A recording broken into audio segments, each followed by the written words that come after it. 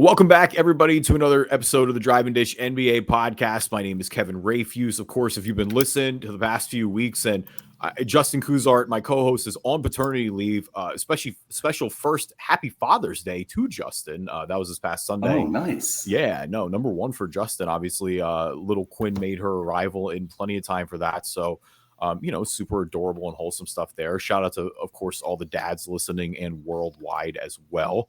Like I said, it was yesterday. We're recording this on a Monday, but definitely good stuff there. But in the meantime, of course, joining us on the show, and I love it. It's kind of like, obviously I miss Justin. I'll always miss Justin. I've been basically like a 10-season relationship with Justin. It's weird that I haven't podcasted with him in quite this long.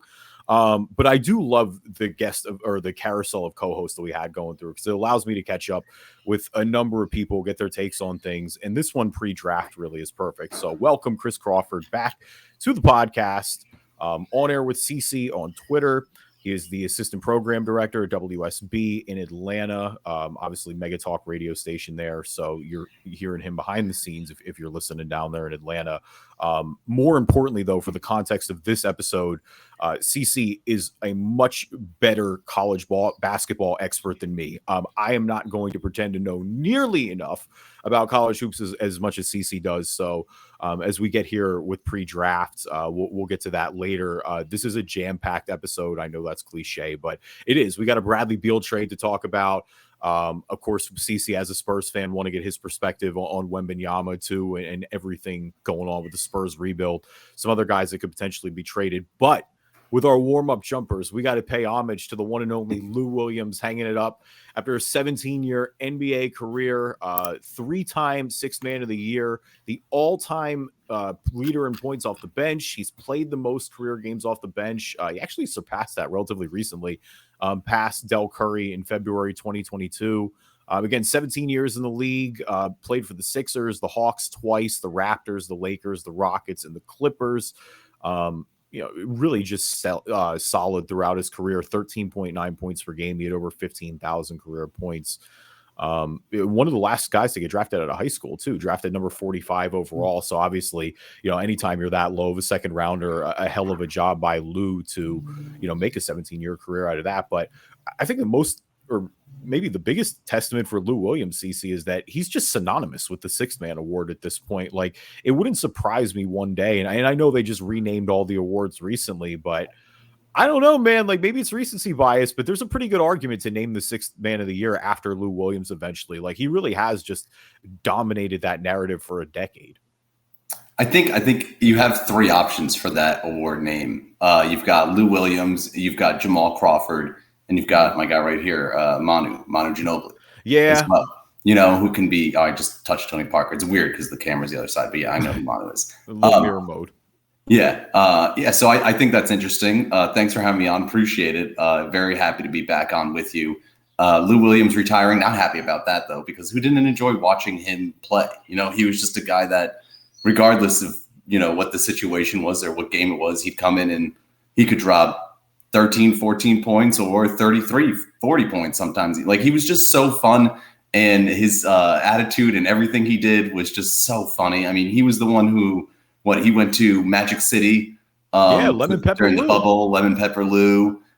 He's the story of him having like multiple girlfriends and then both knowing it and being okay with it. Like, he's just a legend in all the aspects of like NBA realm, just both on and off the court. And that's the biggest thing, is that the off the court too is as legendary, because he like you say, he's beloved in every city he's played in. I mean, the Magic City thing, obviously in Atlanta, in Philly. I mean, his relationship early with Meek Mill when he was coming up, and just, I mean, he was arguably the face of Philly basketball for a few years. Like, it was him and Iguodala.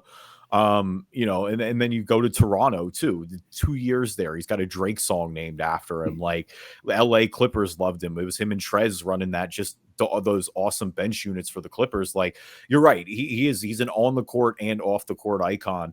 And the off the court is probably what's propelled him even more. Like, when you talk about just like Lou Williams will have for name recognition for sure. Yeah, like Lou Williams will have things to do around the league if he chooses to. You know what I mean? Like, I could see Lou being a staple on podcasts, being on media hits. Like he's just, it feels like he'd be a great storyteller because everybody likes him and because he's played with so many talented players as well. Like he really does have the insight on a lot of these stars.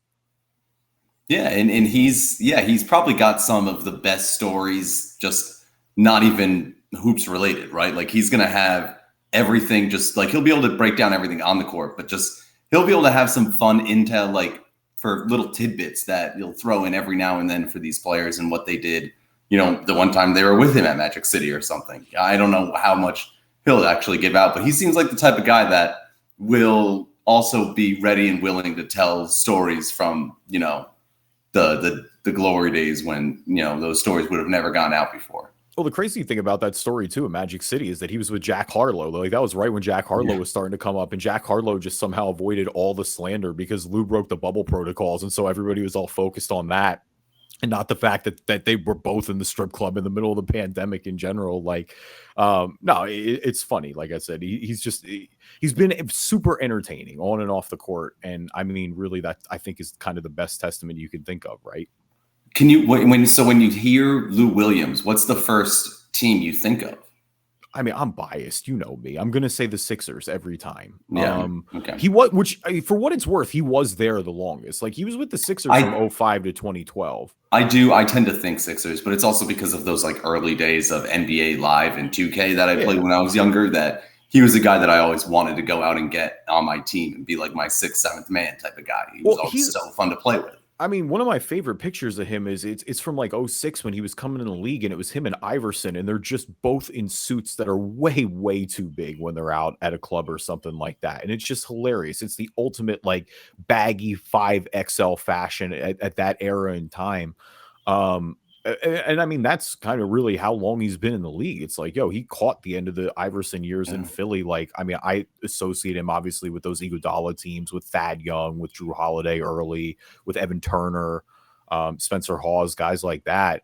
I mean, the other one I would think of is probably the Clippers, just because he had a lot of success there. Like, they were able to get in the playoffs even when they had injuries. Like it was Lou and Trez who were in all their depth that was kind of going on those runs there.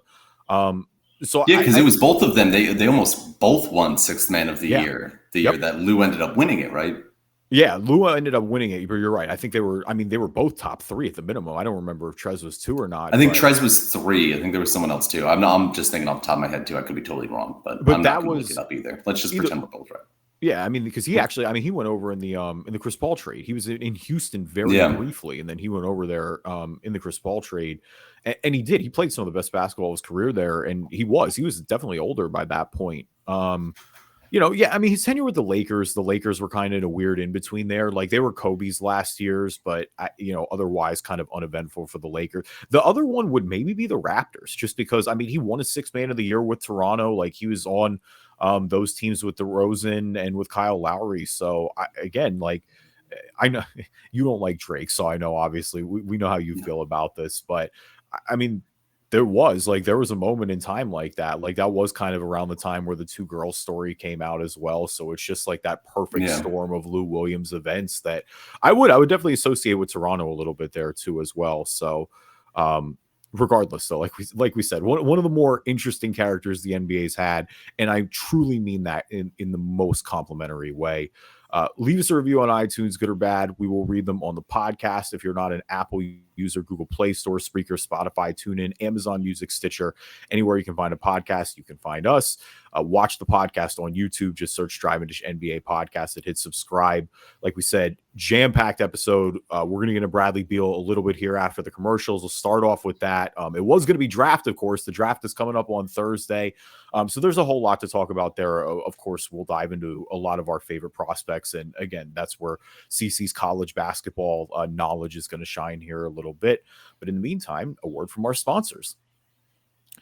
All right, so Bradley Beal, which really the theme of this is that it just happened so quickly, right? Like this really moved in terms of trades. And the buzz started to come really even when I dropped the episode last week, and shout out to my guy Ryan Mayer for joining us last week, that it was starting to come there that Bradley Beal was available, that the Wizards weren't going to build around this roster, and pretty much within I think a day or two of that, we had it narrowed down to Phoenix and to Miami.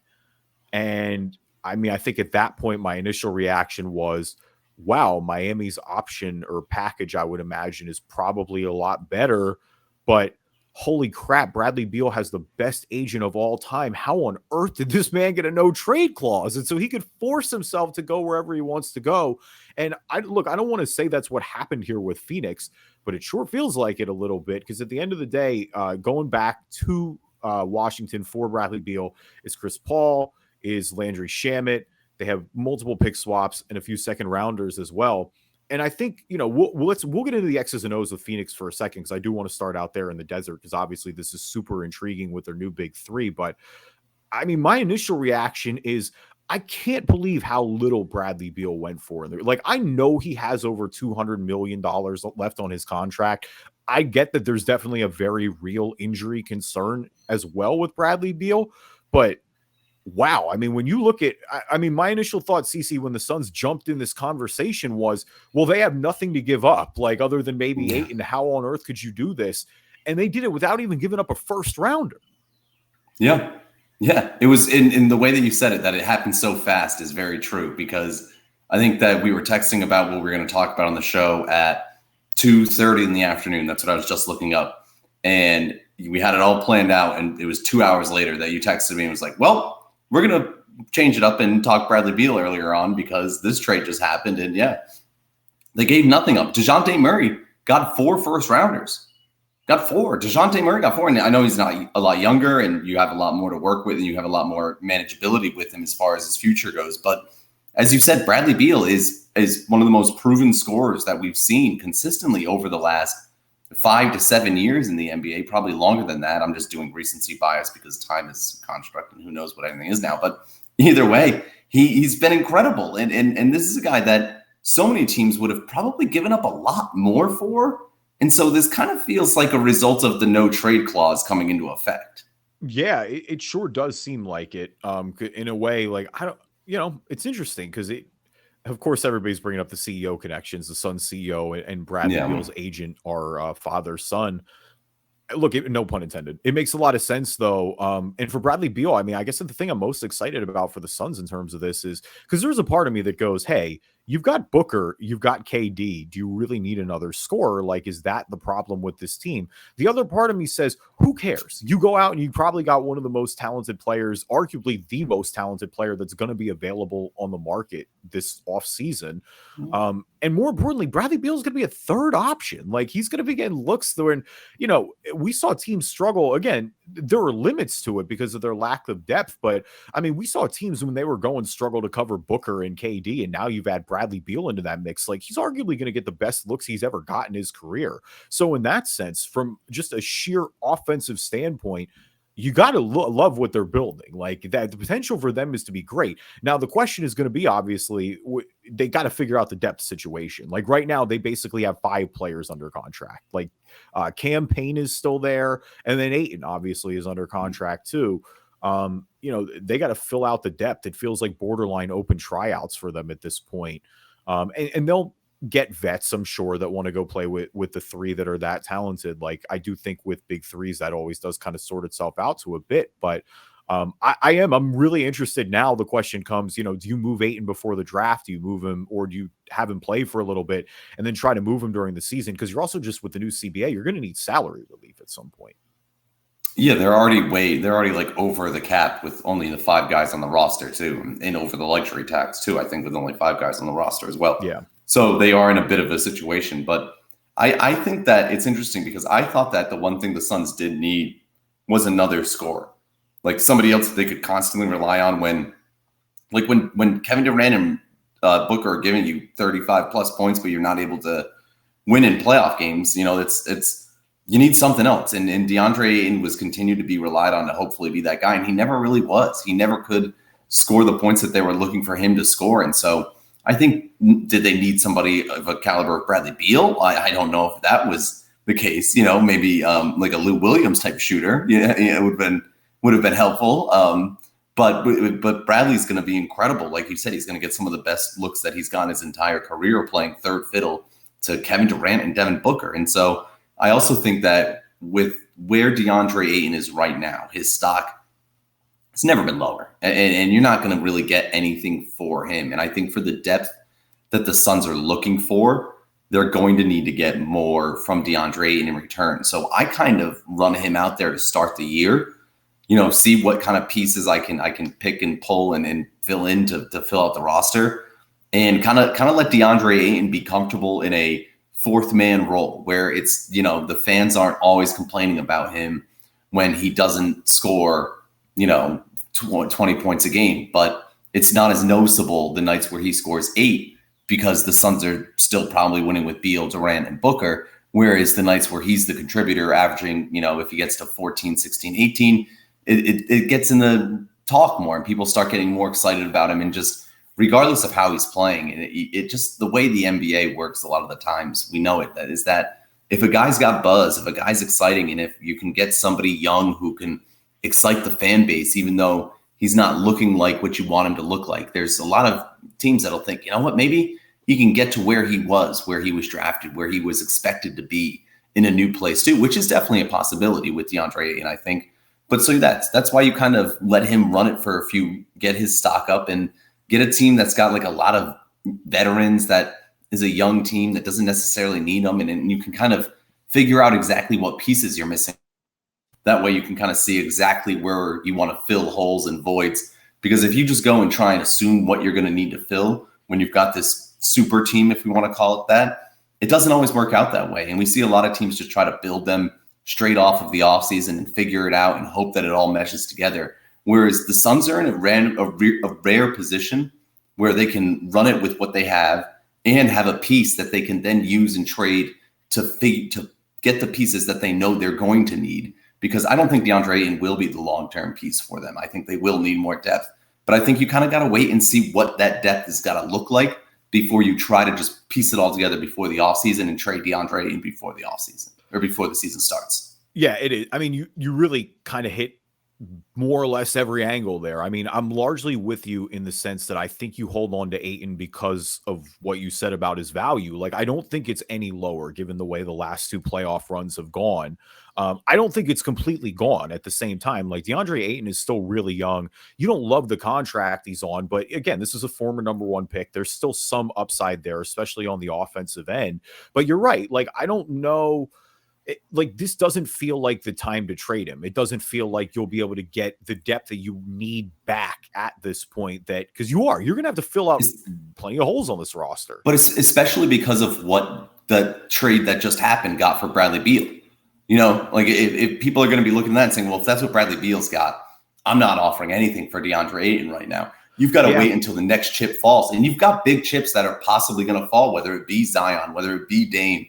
Wait until one of those trades go down too, and let the value of players go back up again, because those are 2 guys that, as much as Beal went for just nothing, Dame and Zion, they're gonna command a ton of draft picks and stuff in return. So let that happen first, because if you try and trade him now, if the Beal trade too, the value is even worse.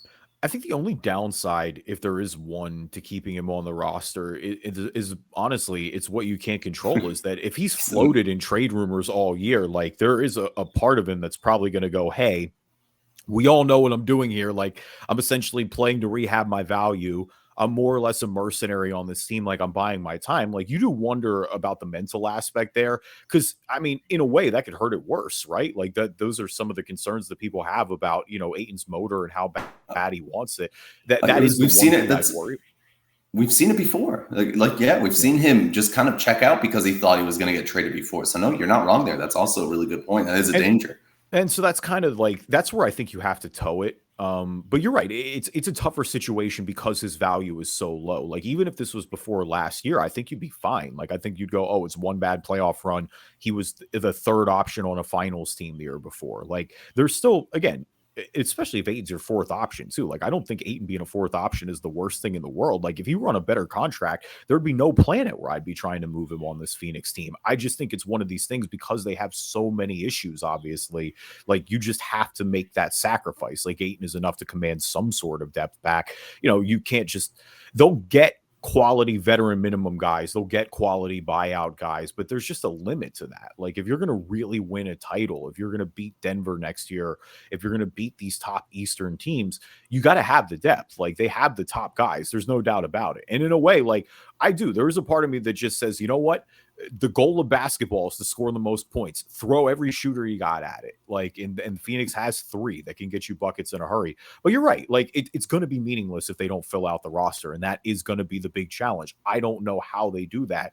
Also, as well, because the war chest is just strained. Like, I'm still amazed they were able to pull this off now, but like they truly are out of options unless we're talking about first round picks in the 2030s at this point. Like that they can actually trade for somebody meaningful. And they're almost in an impossible situation with Ayton now, too, because they can't come out and say, we're not interested in moving him if they really are interested in moving him, because in today's day and age, he'll get out, you know, like it'll leak. Someone will figure that out.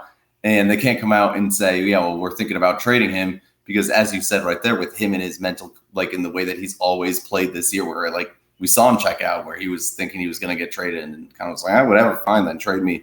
And so you're really not in a great position if you're Phoenix and trying to figure out what you have to do with Ayton, while also having to think about, hey, we only have 5 guys under contract and need to fill the rest out and hope on a lot of those buyouts and those veteran guys that'll come to you. Regardless of how this works, in my eyes, though, I do think it needs to be said, and more importantly for Phoenix, is it doesn't matter, because this is an absolute fleecing, in my opinion. Like, I cannot believe how little Washington got back, because realistically, Chris Paul is going to get bought out. They have pick swaps, but they don't have any hardcore definitive first rounders. You got a couple seconds and you got Landry Shamet, and poor Landry Shamet. I mean, I can't think of a guy who's been on more good teams, played more meaningful playoff minutes, and just continues to get traded. Like, I feel like this has to be his 7th team in the league at this point. Like, I got to hit Basketball Reference for that in a second, but like, man, oh man, poor guy's been in so many different superstar trades at this point. But this is just, and again, it all goes back to the fact that, like, how on earth organizationally do you let Bradley Beal get a no trade clause? Like, I understand paying him the money and you just pay your star, and that's, you know, that's the decision you make, so be it. But the no trade clause is crazy, because like you said, we have maybe the most valuable player who's going to be available on the entire market, and you're just getting him back for pennies of the dollar. If you're the Wizards now, look, this is not going to be the only domino that falls. Kuzma's already opted out. We imagine that Kristaps Porzingis maybe gets traded as well. He had a pretty great bounce back season last year. But I mean, I've said this on the pod before, but I really want to keep speaking this, because I truly feel it deep in my soul. The Washington Wizards do not get enough credit for probably being the worst franchise in the NBA. This is horrible. I can't believe this is all they got back for Bradley Beal. It's really like, it's astoundingly bad mismanagement from Washington's front. Yeah, it's been really bad, and you made that mention in our group chat, and I kind of thought, you know, he's not wrong there. They're definitely up there as far as the contenders for some of the worst run teams over the last, 20 or so years. I think that if you take away the Kings' successful season this year, you put them, the Kings, and Charlotte in the same 3-way conversation as you would for the 6-man trophy with Lou Williams, Jamal Crawford, and Manu. Yeah, I mean, look, it's a good big 3. It makes a lot of sense. And I mean, we're going to talk Charlotte a little bit later, but I mean, even right now, if I go right this second, I look at Charlotte and I go, hey, they got LaMelo in a number 2. Like, at least there's something there. Washington is just so mediocre consistently. And it's like now I imagine they're going to be bad. In a way, it kind of saves them from themselves, because, at the end of the season, they were talking about giving Kuzma a lot of money. And then so they were just running with Beal and Kuzma and Porzingis. And it's just kind of like, I don't know what that big 3 does. Like, we saw this roster last year and they didn't even get in the play-in, or they're right at the bottom, I should say. It was going nowhere fast. So in a way, I guess this saves them from themselves. Like, they can finally just put in a full tank, but it's just directionless. It's been a directionless franchise. They've had nothing going. I mean, John Wall and Bradley Beal were a fun duo for a few years, but this is really just nasty work for the Wizards for me. I can't believe how little they got for Bradley Beal. Like, and it goes back to the no trade clause, because Miami would have given you more. If Miami's leaked offer is true, like, you at least get Duncan Robinson. You at least get Lowry's contract that's coming off the books. Like, you might get a first rounder or 2. You might not get Hero, but at least you're gonna get something. And I know Bradley Beal's got a lot of money left, but this is crazy. I mean, this is an all NBA caliber potential player when he's healthy, and you got him for, I don't even want to call it pennies on the dollar. Like, this is a fleecing. This is an absolute fleecing by Phoenix. Regardless, Bradley Beal could get hurt the entire next season, and I would still think this trade is a win for Phoenix. Yeah, I would agree with that. I couldn't believe it when I saw what they got him for. It was just one of those head scratching moments that really did bring home the fact that, yeah, like this organization feels extremely directionist. It feels like they've been directionalist for such a long time, and they're gonna be so bad for so long now because there's just nothing on the horizon for them, and there's just, I mean, unless they were to be able to land some kind of crazy, superstar gem of a player in the draft that just, lucks out to be that kind of guy. But man, I just don't trust the organization to find that guy and draft that guy. They've haven't shown much success in the draft over the recent years, and they haven't really put much together. So, I mean, Rui's pretty solid, but they traded him away. That was another for the Lakers, and it was a horrible, and they got nothing, and they got nothing for it. It's really they just don't. It feels like they don't know what they're doing at any point in time. No, it's really. I mean, I'm pulling up their draft history right now, but it's so poor. It was this year was the kid from Gonzaga, Corey Kispert. Yep. Who, as soon as that was the guy that everyone knew at the beginning. It was like, this is like drafting Doug McDermott. No, so this year was Johnny Davis. They drafted Johnny Davis from Wisconsin this year. Or Johnny Davis, yeah. Still TBD, but don't really know anything yet. Kispert was number 1 in 2021. Denny Avda, number 9, 2020. Rui, who again, I thought he showed flashes in Washington. But that's the other problem too, is they don't develop anybody. That to me is why I thought that was such a good flyer for the Lakers, because I think you take a flyer on any of the Wizards young guys. They don't develop young talent. Like, I'm always going to at least look around at it. You've got Troy Brown in 2018 in the first round, Jerry and Grant, who they ended up trading. So it doesn't even I mean, dude, one of their better picks recently was Jordan Clarkson, second round in 2014, and they traded him to the Lakers right away. Like, they had 2 back-to-backs with Wall in 2010. They missed on Jan Vesely and Chris Singleton. John Wall was the first overall pick, wasn't he? John Wall's first overall pick. And then they had Jan Vesely at 6 and Chris Singleton at 18 the next year. They missed on both of them, obviously. Bradley Beal at 3, clearly a hit there. But then after that, Otto Porter was a good player for them. He wasn't great. He didn't live up to the number 3 pick, but he wasn't bad. But yeah, it's tough. None of their second rounders have really panned out. A lot of times they just haven't had second rounders. 2019, no second round picks. 2021, no second round picks. They got one late one in 2022. It's just, other than, again, you nail the obvious one with John Wall and Bradley Beal, so you deserve some credit for that. But this has really just been a rudderless franchise for the last while, and I don't think they get enough flack on the national perspective because they're never bad enough. You know what I mean? They don't fully go in the tank. They're always kind of hanging around that 10 level, so maybe no one cares as much, but they really don't, I think, for being arguably the worst franchise in the NBA in a city that's passionate about sports. They've had success. The Nats have won a World Series recently. The Caps won a cup recently. Like, it's not like they, forget the football team and the Commanders. We don't even need to slander them. I'll slander them as soon as we get into Eagles season. But no, it's really, they don't get enough flack. I truly believe that. It's one of my bona fide NBA takes that I just will hold on to on the show for a while. And I think the thing too with them is and I'm looking just to see if there's anyone fun or interesting, but the people that probably were taken after the guys that they took, like Tyrese Halliburton was sitting there at when they took Denny Avdi, Cole Anthony was still even there. Sadiq Bey was still there. Tyrese Maxey was still there. Desmond Bane was still there. Maxey's still Desmond Bane was still there. Yeah, I bet you that's even more of a fun game for Wizards fans to just really want to hate themselves even more. They could have had Tyler Hero back in that year he was drafted. What was it, 2019?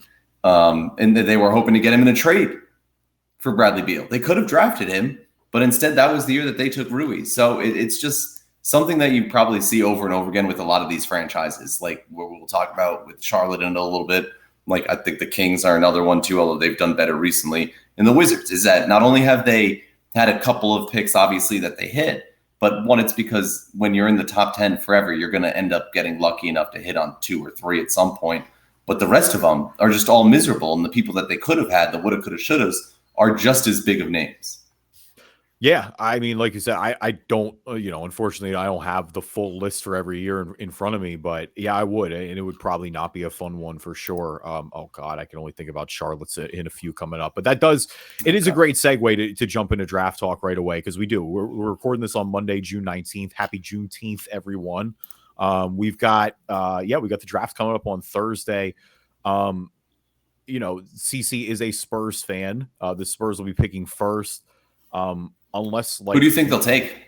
I mean, unless an asteroid just plows into the entire country of France, then maybe like there's a situation where Wembanyama, has he come over to the States at this point? Has he caught the flight? I saw him signing a Spurs jersey the other day. That's all I know. Yeah, I mean, Victor Wembanyama is going to go number 1 to the Spurs. And before we get into, again, the X's and O's with it, I mean, just look, you know what it was last year? They were going in the tank. I think the Spurs have firmly solidified themselves as the greatest tankers of all time. I mean, it's really remarkable. 2 number 1 picks, and you got Tim Duncan, and you're going to draft Wembanyama. But I mean, run through your emotions. What does it look like with don't forget David Robinson? Oh, I know David Robinson too, but I'm saying the 2 recent ones. Look, I love the Admiral. Don't get me wrong. The Admiral's a first ballot Hall of Famer, but Tim Duncan is a top 10 minimum player ever. You can pretty convincingly argue he's the top 5.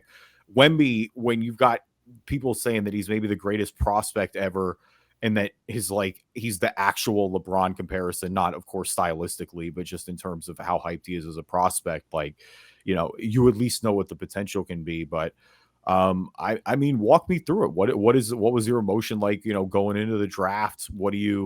I mean, you know me, I texted our group chat of Orlando friends, and I thought the Pistons were a lock because they brought Ben Wallace out. I was like, oh, Ben Wallace, man, what a classic, champion, representative of a great era. And was the worst possible outcome for them, probably getting 5. Yeah, I mean, how does it feel to be able to draft a generational prospect? Well, it feels just like when the Spurs beat the Detroit Pistons in the NBA Finals and destroyed Ben Wallace. It's great. It was like that second time coming. It was awesome. It was so much fun. I ran laps around my living room, in excitement, celebrating it. It's fun because the Spurs felt like they were, after the Tim Duncan era kind of had gone away, Manu, Tony, all 3 of them, Hala. Then it felt like this team was never going to be the team or the organization that's going to outright tank and go after a top pick.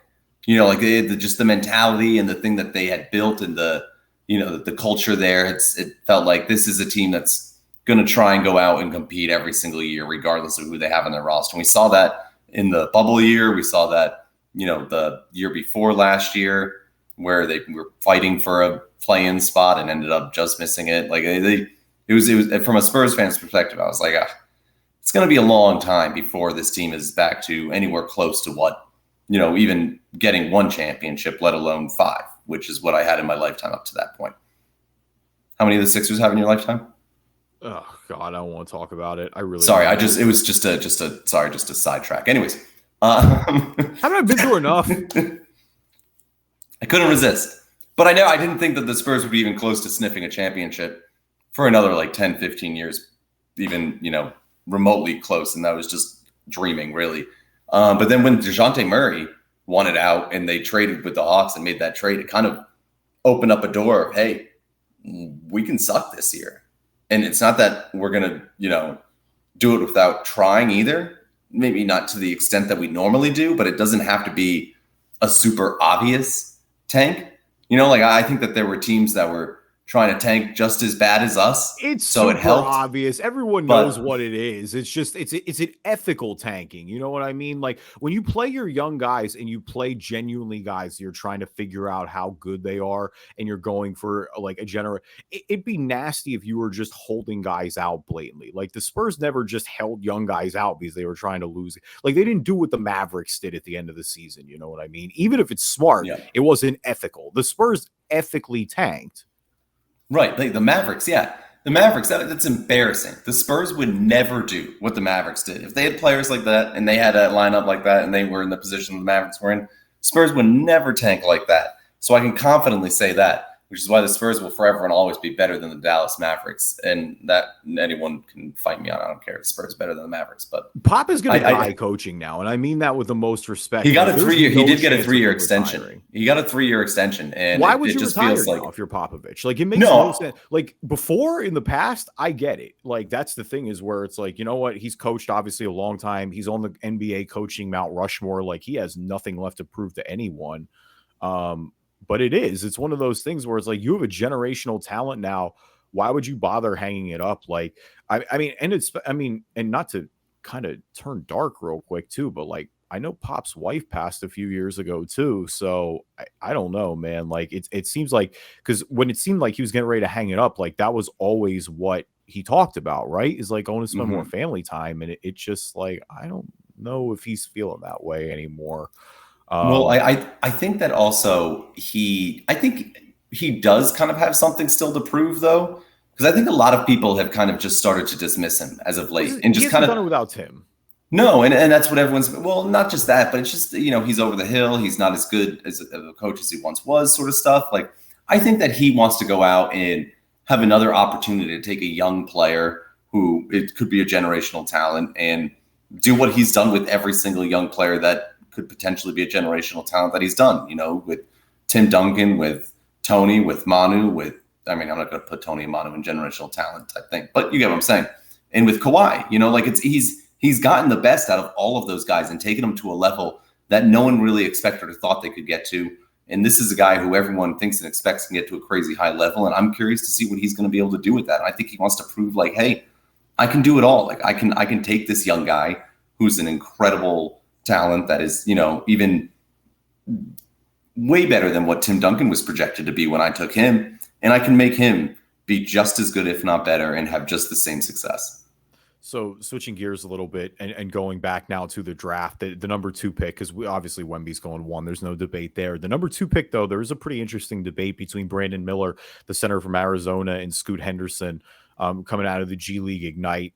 Scoot, it feels like in 2 has really risen up the boards here in terms of the hype and I mean, he was number 2 for a while, but it felt like around tourney time that Brandon Miller had surpassed him on most big boards. Now Scoot's kind of pushing late.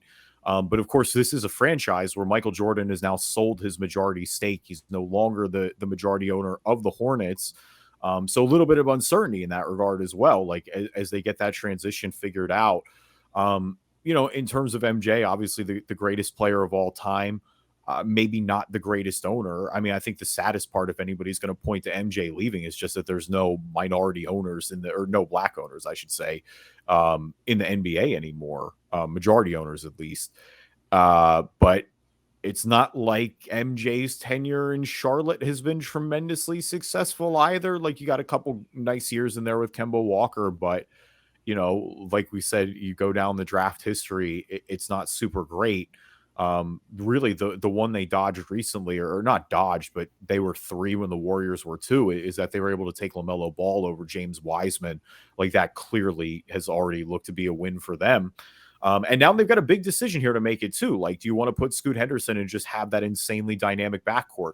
Do you want to go with Brandon Miller? And, it doesn't feel like Charlotte's had a big in years. I mean, I can't remember I guess Al Jefferson is probably, and he wasn't even a traditional big like that, but it's like you maybe have to go back to Al Jefferson to go back to their last kind of big who made any sort of impact, it feels like.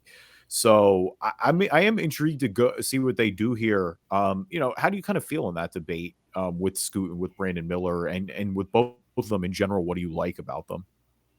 So, I mean, Brandon Miller is just a freak in athleticism, and just what he does on the court and his scoring ability is really fun.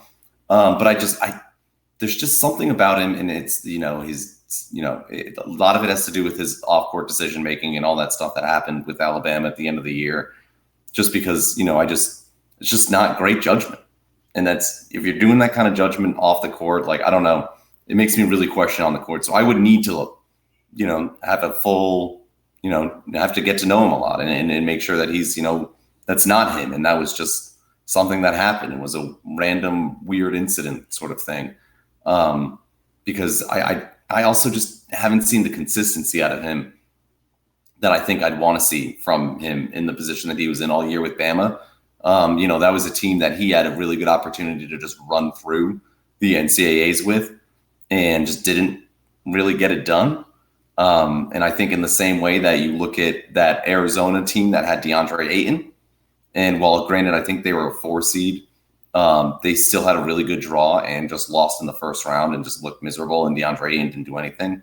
Granted, a lot of that might have also been because of the Sean, oh God, I'm drawing a blank on his name, Sean Miller, and the accusations of the wiretap on the phone and all that stuff. Yeah, the $100,000 which might have played a part in that. But either way, I think that's something to look at when you're drafting these guys is if they are on a top team going into the NCAA tournament, and if they are the guy on that team, if they are able to deliver or not, and if they, carry that team very far, in the way that Anthony Davis helped take that Kentucky team to a national championship. I think that it speaks volumes and shows that they are driven and want to win in that sort of sense. And that's just the only thing that matters to them kind of. Whereas Brandon Miller just kind of checked out a little bit in the NCAA tournament, didn't look great, didn't really do much, and just wasn't really there. Whereas, Scoot Henderson just looks like an incredible NBA body. And looking at them side by side in the way that they both have played, I don't know how I could ever pass up on Scoot Henderson in this position. If I have the number 2 pick, I don't care what my positional needs are. There's a clear number 1 in this draft. It's Victor Wembanyama. And in my opinion, there is a clear number 2 in this draft, and it's Scoot Henderson. And the rest of this draft can kind of sort itself out after that. Yeah, I don't think you're entirely wrong. There's just something so dynamic about Scoot, man. He flies. He just gets to the rim with so much too. Speed. Yeah, it's shades of Westbrook. It's shades of Iverson being able to finish through contact. The concern with him is it's more of he's got to be a better shooter, and it's gotten better. Don't get me wrong. His mechanics have definitely come a long way, but outside of the paint, there's still a little bit of kind of a little bit of uncertainty there. I think he's been kind of a gunner too. He has that tendency where he's just been given the ball a lot and said, go do whatever you want. So you just maybe hope that he hasn't developed some bad habits that way. But you're right. I don't think there's because Charlotte needs everything. I don't think there's a definitively wrong answer, but I do feel like Scoot and LaMelo is so intriguing. And I think that's just kind of, you figure it out and you go from there and you go just sheer, I want to see something dynamic in Charlotte. Brandon Miller feels like a safe pick. I think they need to try to hit the home run. Well, and I think that for a franchise that, as you said, has been just lackluster just as much as Washington has been recently, you've got to get some, especially with the new ownership group and everything taking over now, you've got to get some excitement and buzz in Buzz City, you got to get it going. Nailed that one. But, you have an opportunity to, and with a guy like LaMelo Ball and Scoot Henderson, it's not just about what they're going to do on the court. Part of running an NBA organization is kind of thinking about what you're going to do on the marketing side of things too. And if you're looking at your franchise and you're looking at 2 guys that you don't know between, part of the decision could end up being hey, these alley-oops between these 2 guys could be a lot of fun.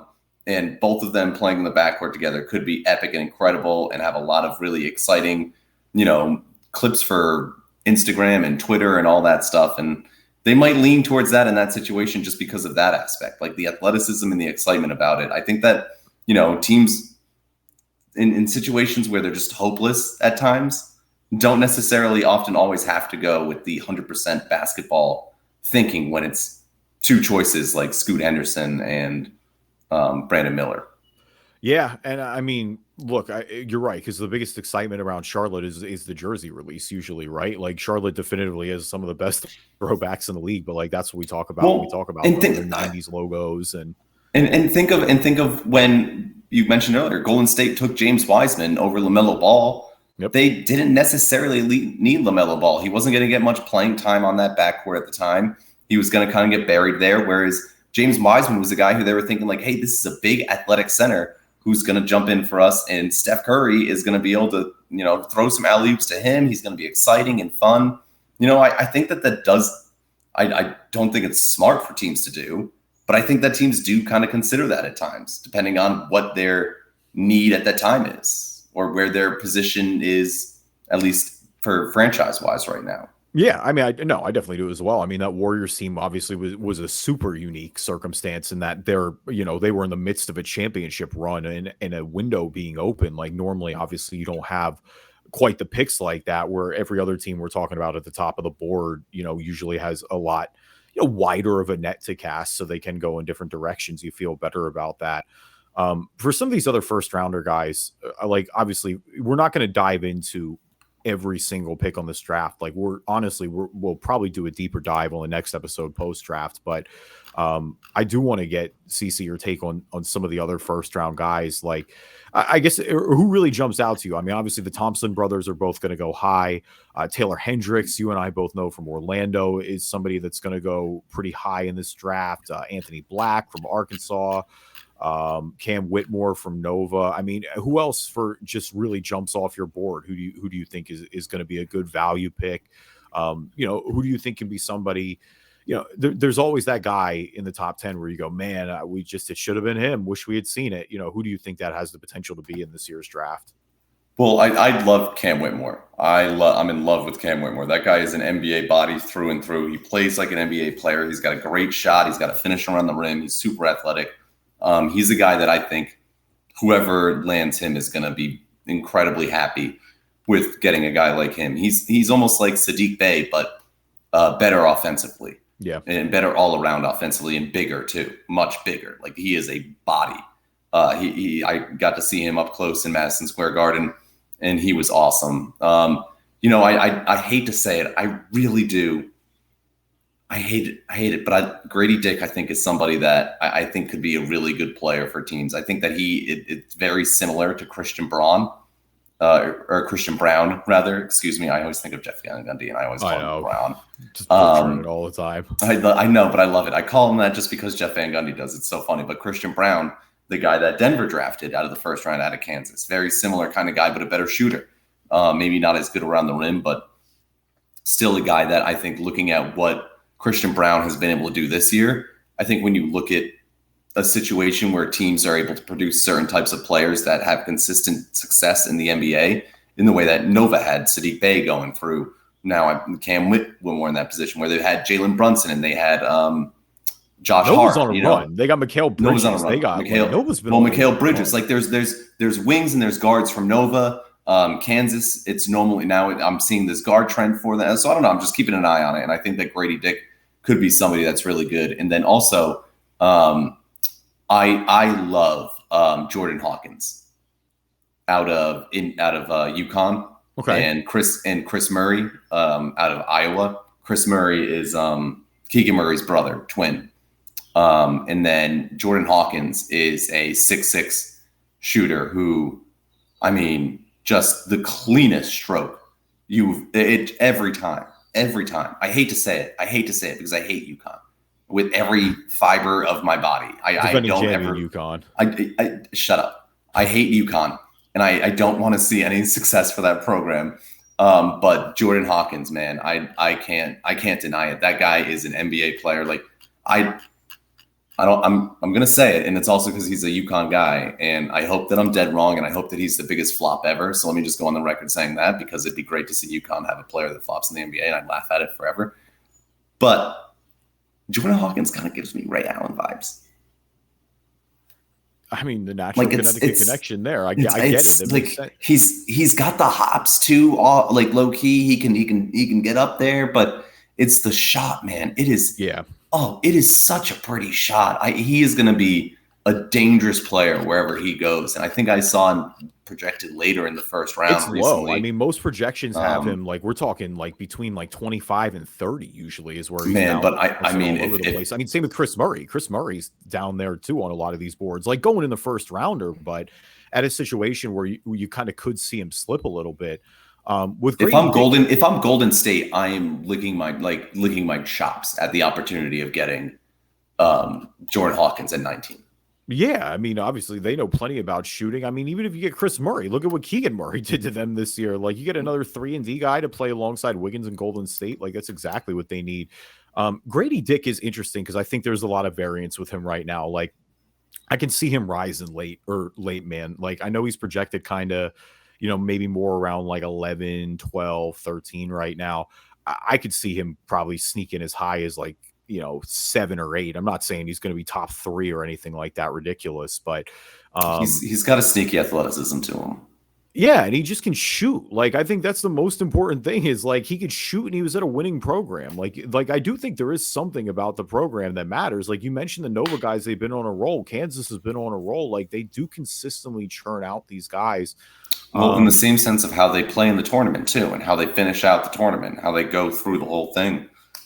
I mean, like DeAndre and flaming out in the first round kind of gave me an idea of what to expect out of him.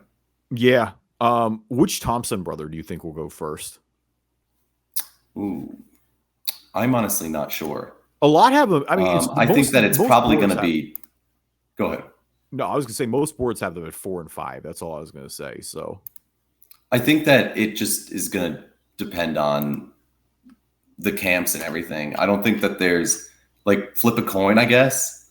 I think that you've got a little bit bigger guy in Asar, so whoever, it's just going to be fit based. I think that when you look at the draft, you've got I think the Spurs with Wembanyama. I think the Hornets take Scoot Henderson.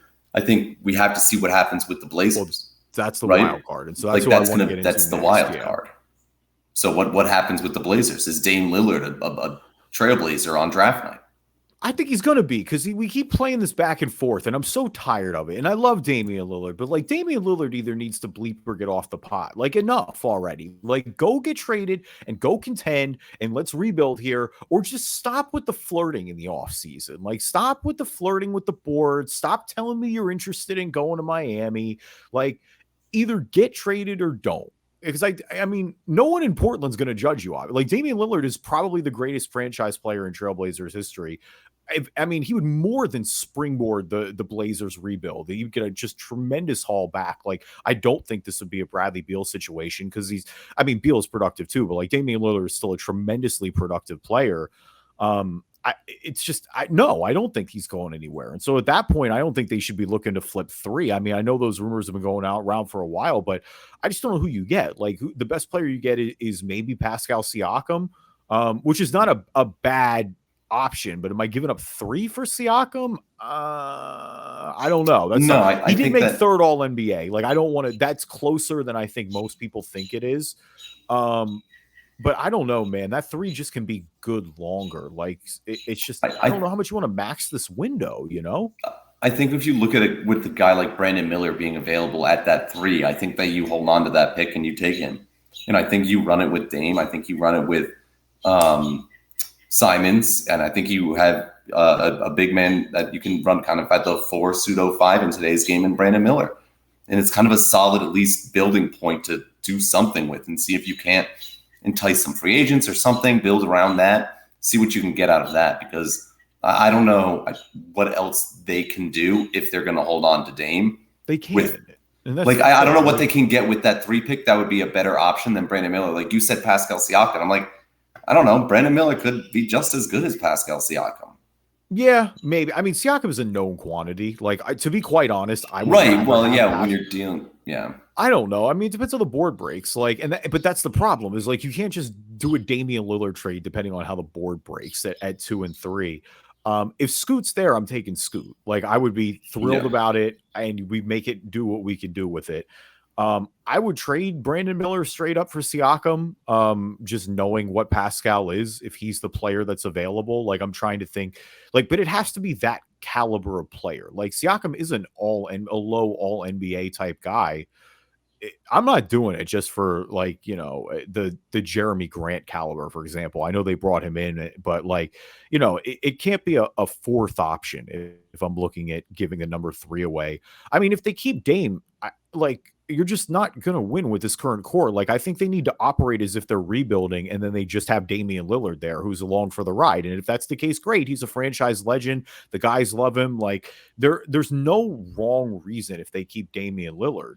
But if you're trying to realistically contend for a title, you have to trade Dame. It's your only window to get everything back to give you enough shots to reload. Like, we just have seen this team hit its max at this point. Like, unless they just get some incredible internal development, it's probably not happening with this team. Like, it's been a decade at this point.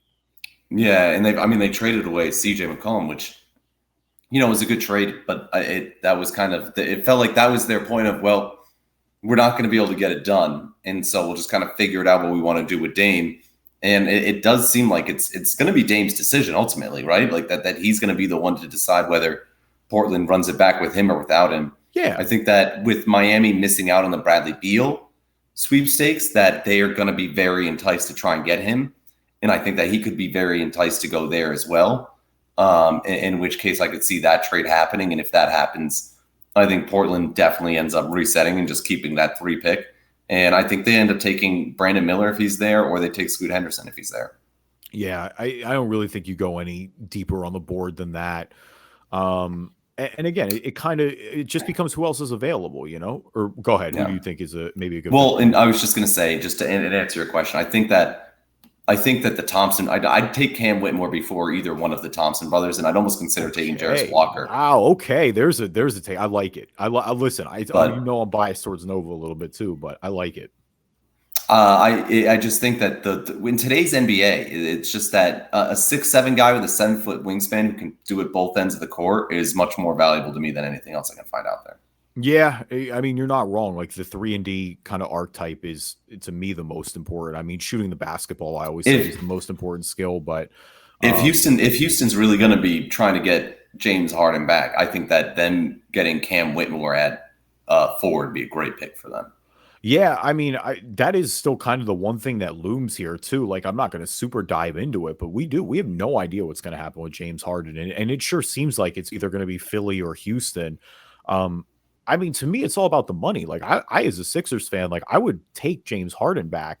It's just, if we're paying him to be a max player or anything close to a max player, then just the window's closed. Like, he's clearly not going to be your number, even arguably I would say it's fair to say, like, I don't think Harden's good enough to even be your third option to win a title anymore.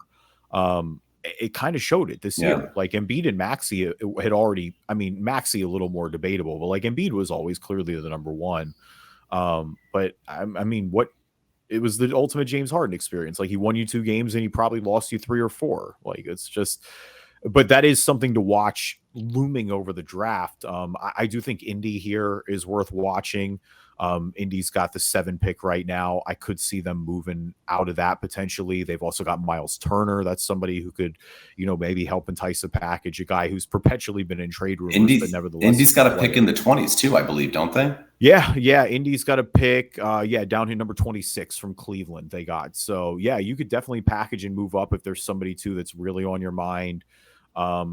Detroit and Orlando 5 and 6. I don't really expect them to do anything too shaky there or really, make a big move.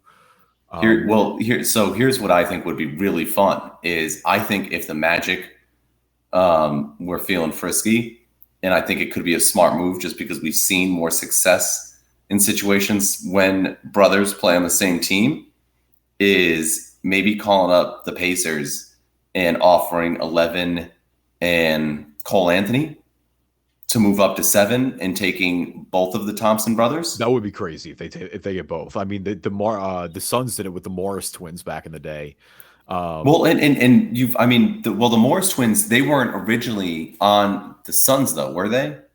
Weren't they on different teams? Then they were on the Wizards, and then they were on the Suns. I know Keith got drafted by the Suns for sure. I got to go back and check on Marcus, but I'd have to see. I think they were on different teams at the start of their careers, or maybe it was they were on the same team at the beginning of their careers. But either way, there was a significant difference when they played apart versus when they were on the same team as far as their skills were. It just became they both were wanting too much money, and the teams couldn't do it anymore. Oh, here I'm just looking at it. Oh yeah, but they both. Yeah, Marcus got drafted by Houston. Okay, yeah, he ended up going to Phoenix. It was early. That's fine. I mean, it was 23 by the time he got to. But Phoenix. They both played different enough positions where the Morris twins played the same position, so it just kind of was weird to have them on the same team, even though they both play better when they're on the same team. But you look at how Mo Wagner's been playing since he's been on the same team as Franz Wagner. Like, that man was out of the league, and he actually looks like a decent kind of role player in the NBA now with that Magic team. So I don't know. I think that there's something to it maybe. And I think that if you have an opportunity to, and it's something that you're interested in, I would explore it. Oh, in your words, they are one of the teams, Orlando, that can get frisky because they've got 6-11. Like they just have, And like they've that is got intriguing depth. for anybody. They've got depth. Like you look at the Magic roster right now, and it's almost like they don't necessarily need 2 first-round draft picks right now. No. Like they've got a lot of depth. They've got a lot of good young players. 2 more young players is like when you're playing NBA 2K and you get to the point where the 9th guy on your bench is an 80 with A+ potential, and you just don't have the time to play him because you've gotten so many draft picks and been successful with those draft picks. So when you've got Suggs, when you've got Franz, when you've got Paolo, and the way that Wendell's been able to step up and play too, like, I don't know. I'm intrigued by it. I'm intrigued. Yeah, I mean, it's not quite that extreme, but it's I love the Cole Anthony too. I love Cole Anthony. I do too. I like Cole Anthony a lot too. I think he's a gamer. But no, they just it's going to be the ultimate dilemma that OKC runs into eventually, right? It's like OKC has the ultimate war chest, and I do think we already saw it happen as well. But we already saw it happen. They they reset again. They got too many and they reset. It was like, well, what was the point of all that? Yeah, I mean, I think I will say, I do think now they have one of the brightest futures in the league in terms of just having quality young guys and just having all these picks now. Like if they get good and it all works and they do this right, it could really be something here in a few years. Thank you, everybody, for listening to this episode of the Drive and Dish NBA podcast. Appreciate you guys, as always. I am also aware that we did not discuss the Ja Morant suspension at all. Ja getting suspended for 25 games. That's going to come next episode as well. There was less time on it. You know what I mean? Like, it's not going to shake anything up at the draft too much. Like, we've kind of already said a lot on it anyway. Like Ja Morant, we hope he just figures it out and gets it together at this point. But thank you again to Chris Crawford, Assistant Program Director at WSB in Atlanta, for joining me. He, of course, is going to have a great Thursday night when the Spurs draft Victor Wembanyama. But again, we appreciate you guys. Leave us a review on iTunes, good or bad. You can find the show anywhere you find a podcast, and watch the show on YouTube. Just search Drive and Dish NBA Podcast. Wait, ready? Buckets. Not even close. Oh, not even. Dude, did you hit the ceiling? Oh, man. But see, that's what you can see on the stream. You could see CC Soup behind him. No, we'll take that out in post. That was like the first pitch. That looked like the 50 Cent first pitch. Like at least you didn't fall off the chair. Like that was good. It could have been worse, but no, I think I just shorted it, and it wasn't good. That's cute. I'm glad you think we're taking this out in post. See you next episode.